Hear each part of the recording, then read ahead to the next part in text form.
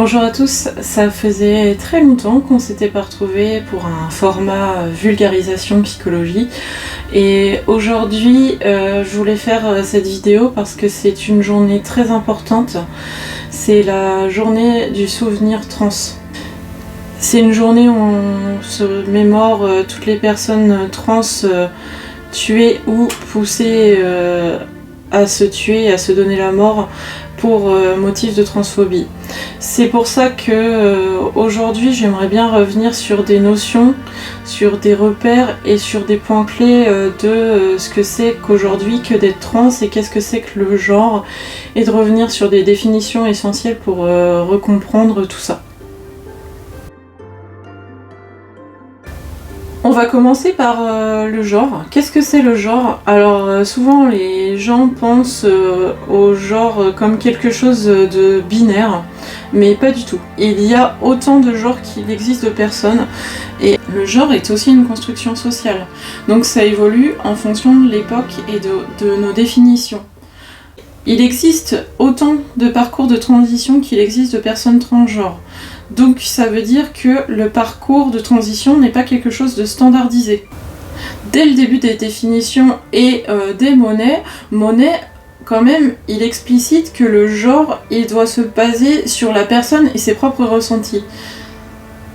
En fait, ce qui est important de comprendre, c'est que le genre, il n'est pas forcément féminin ou masculin. Il n'est pas intériorisé par deux groupes sociaux, les hommes et les femmes. En fait, les frontières de chaque groupe, elles sont pas définitives et définies. Comme je le disais, elles dépendent des stéréotypes sociaux d'une époque. Le souci dans tout ça, c'est que le genre, il organise notre façon d'être et de faire partout, tout le temps, à toute époque. Pour beaucoup de gens, le genre, c'est équivaut au sexe, alors que pas du tout, parce que le sexe, ça serait, parce qu'en fait, on va s'apercevoir que non, très binaire. Nos personnes s'imaginent que le genre, ça serait un petit peu la même chose. Alors qu'en fait, il n'y a pas de rapport mimétique entre le genre et le sexe. Comme je vous l'ai dit, le genre, il y a vraiment un spectre. Pour moi, les personnes trans, en fait, elles sont que le révélateur d'un mouvement réflexif sur le genre. Et comme elles sont révélatrices de quelque chose qui peut déranger et gêner une partie de la population, eh ben, elles s'en prennent plein la tête. Elles subissent la violence d'un système que beaucoup de personnes refusent. Donc je trouve que c'est mieux de parler de spectre du genre et non pas du genre, parce que dire spectre du genre, c'est beaucoup moins dichotomique à mon goût. Selon l'association psychiatrique pour le soin des personnes trans, il existe un spectre du genre également et un droit à l'affirmation du genre préféré. En fait, il existe une infinie variation possible entre l'un ou l'autre genre. Tout le monde n'a pas envie ou le besoin de se dire ou de se définir selon les genres possibles. Et finalement, ça concerne la personne. C'est un parcours très long, très compliqué et qui demande beaucoup d'énergie psychique. Il faut pas croire que les gens font ça juste pour faire joli, juste pour se faire remarquer, et que c'est pas aussi simple que certaines personnes pourraient le penser. Ces changements sont vraiment longs, compliqués et douloureux, et c'est pour ça qu'il y a besoin d'un soutien qui peut être de la part d'amis, de professionnels de santé, de médecins, qui est vraiment important dans le parcours. Il faut savoir que dans ce parcours, les personnes trans, elles vont être fortement incitées à correspondre à l'autre genre qui est attendu. Elles vont aussi essayer de correspondre à cette espèce de binarité. Et finalement, pour obtenir l'aval des médecins, des psychologues, des psychiatres et des endocrinologues qui vont, eux, participer au parcours, les personnes peuvent avoir tendance à aller vers les stéréotypes de genre pour pouvoir avoir accès à un traitement médicamenteux, voire chirurgical. Finalement, ce qui est important de retenir en tant que professionnel en lien avec des personnes trans, c'est que il y a autant de parcours trans qu'il y a de personnes trans. C'est pas parce que certains vont aller jusqu'aux opérations qu'il est obligatoire d'y passer. Les protocoles sont forcément variables en fonction de chaque personne et c'est à la personne de décider et non pas aux professionnels de santé de décider pour les personnes. Il faut être extrêmement prudent et essayer d'être neutre et de vraiment laisser la personne choisir par elle-même de ce qu'elle veut. Ce qui est important aussi à souligner, c'est que c'est pas le fait de prendre un traitement, c'est pas le fait d'avoir commencé la chirurgie qui fait que la personne est bien une personne trans et qu'elle est en parcours de transition. À partir du moment où la personne vous dit qu'elle ne se sent pas dans le bon corps et qu'elle se sent dans le mauvais genre et qu'elle est une personne transgenre, il faut respecter ce que vous dit la personne. J'ai malheureusement des tas d'exemples de personnes qui me disent que ils tombent sur des professionnels de santé qui disent que non, ils vont pas l'appeler par le prénom qu'ils ont dit tant qu'ils n'ont pas fait le changement à la mairie et que sur la carte d'identité c'est mis l'ancien prénom. Et ça c'est non, c'est pas du tout respectueux envers les personnes. L'accompagnement lors d'une transition, il est ultra important. Il faut être vraiment soutenant. Il faut laisser le choix à la personne, quand elle est prête, de faire appel à la chirurgie et de faire appel à l'hormonothérapie. C'est la personne qui va décider, c'est pas à vous de pousser la personne vers la demande. Elles ont le droit de décider des procédures médicales et ça n'appartient qu'à la personne concernée. Il y a une étape clé dans le parcours des personnes trans qui s'appelle le coming out. À un moment donné où les personnes elles ont l'impression de vivre dans un secret et vraiment dans une souffrance qui fait qu'elles se doivent d'en parler. Le risque quand elles parlent du fait d'être trans, c'est le rejet. C'est le premier risque. Et c'est une période où les personnes sont très très très vulnérables. Et pour les personnes trans, c'est hyper important d'être entouré avec un accueil bienveillant sur cette annonce. Cette annonce, elle est très difficile et elle ne se passe pas toujours bien. C'est surtout l'annonce à la famille qui peut s'avérer très compliquée et vis-à-vis des parents qui parfois le perçoivent très très mal. Les parents peuvent tout de suite partir sur des propos du type qu'est-ce que j'ai mal fait, qu'est-ce que j'ai raté dans ton éducation, qui sont des propos hyper culpabilisants pour la personne concernée.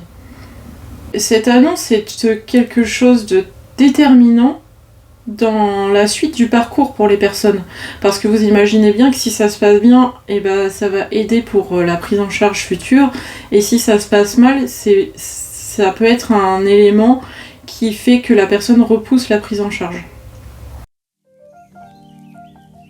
Il a été constaté et prouvé que pendant une transition, le soutien des proches est vraiment quelque chose de très important.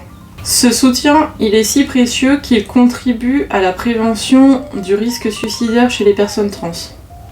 Effectivement, on en arrive à l'objet de cette vidéo. Le fait d'être différent ou différente expose vraiment la personne et la rend très vulnérable. Et l'annonce, si elle est mal reçue, elle peut avoir des effets directs sur l'estime d'elle-même, de la personne, et ça peut être vraiment quelque chose d'hyper négatif et ravageur. Ça peut engendrer un isolement, et d'autant plus si la personne se retrouve face à des personnes qui ne sont pas bienveillantes et qui n'accueillent pas l'annonce de manière positive. Il faut savoir que les personnes trans, elles sont constamment, quotidiennement confrontées à de la transphobie. Ça se manifeste la plupart du temps par une attitude agressive, voire violente envers les personnes transgenres. Car des gestes, des actes, la transphobie rythme quotidiennement les personnes trans.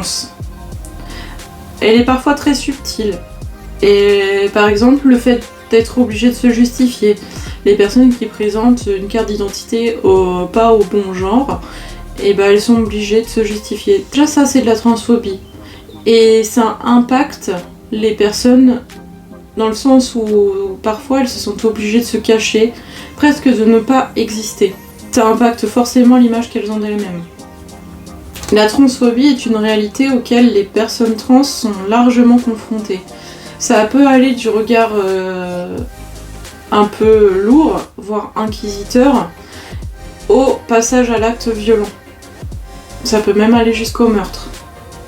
La communauté trans représente une population vulnérable dont le taux de suicide est supérieur à l'ensemble de la communauté LGBT. La transphobie fait des morts chaque année. À savoir que c'est pas qu'à la télé, hein. Ça arrive tout le temps au quotidien, c'est pas parce que quelqu'un a subi des propos transphobes qu'elle va forcément témoigner, et c'est pas que l'apanage des médias, hein. Et c'est la transphobie qui est la cause d'une grande partie de la vulnérabilité des personnes trans. Il faut savoir que l'apparence, ce ne doit pas être un facteur d'évaluation de la condition de la personne en face de vous. C'est pas parce que par exemple vous êtes face à un homme trans qui va porter une jupe que vous devez décréter que selon vos stéréotypes de genre à vous, porter une jupe c'est un truc de femme donc c'est une femme. Ça c'est non. On ne peut pas dire non plus que la personne doit faire ceci ou cela pour être plus femme ou plus homme. C'est à la personne de décider elle-même. Un parcours trans, c'est pas pour faire joli, c'est pas pour embêter les autres, c'est risquer les remarques non désirées, les regards interrogatifs, la violence, le jugement. Être confronté à tout ça, ça prouve qu'on ne peut pas faire ça juste pour le plaisir et juste pour ennuyer les autres. La transition, c'est quand même une construction identitaire avant le recours au traitement et à la chirurgie. C'est vraiment un cheminement vers soi. Peu importe les chemins et jusqu'où la personne souhaite aller, c'est son point de confort qui est important, pas le vôtre. Seule la personne concernée peut savoir quand elle aura atteint ce point de confort. Être une personne trans, c'est s'exposer à de nombreuses difficultés et à de nombreux obstacles. La personne ne peut pas choisir ce parcours par simple effet de mode ou par esprit de rébellion. Faire un coming out, c'est le risque d'être rejeté, d'être insulté, d'être critiqué, d'être violenté et d'être tué. Aujourd'hui, c'est un jour important. C'est le jour du souvenir trans. C'est le jour où de nombreuses personnes trans sont mortes parce qu'elles ont fait le choix de ce parcours difficile. 320 personnes. 320 personnes sont mortes pour ce choix, pour juste être elles-mêmes.